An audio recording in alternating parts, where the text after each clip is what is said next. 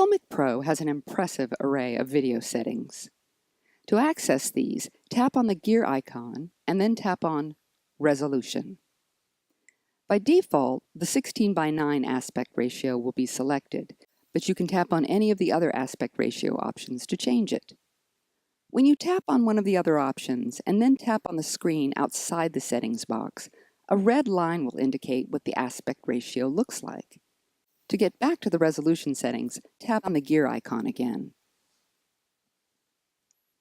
Notice that when you tap on any aspect ratio other than the default 16:9, the Crop Source to Overlay slider turns on, which shows a red box around the video frame. When this is turned on, your footage will be cropped as you record it. When turned off, you'll still see the frame size as a guide, but it won't record a cropped image, and you'll be able to crop it later in post-production. Tap on the left or right arrows to choose your video resolution. HD 1080p is the default selection, but you can go down to HD 720p or standard definition 540p. You can go up to 2K 1152p, 3K 1836p, and on the iPhone 6s and 6s Plus, you can go all the way up to 4K Ultra HD.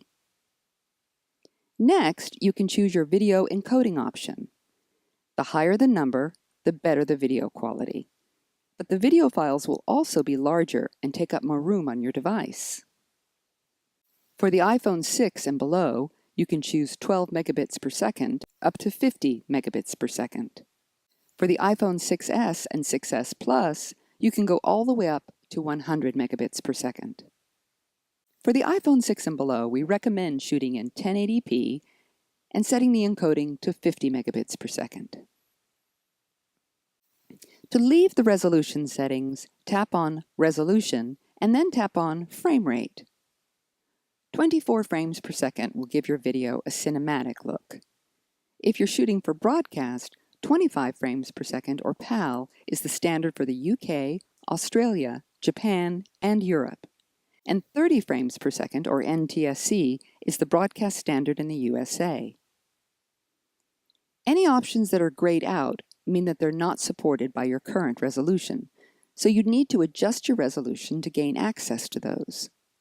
120 frames per second and 240 frames per second are only available on certain devices, and only when the resolution is set to 720p.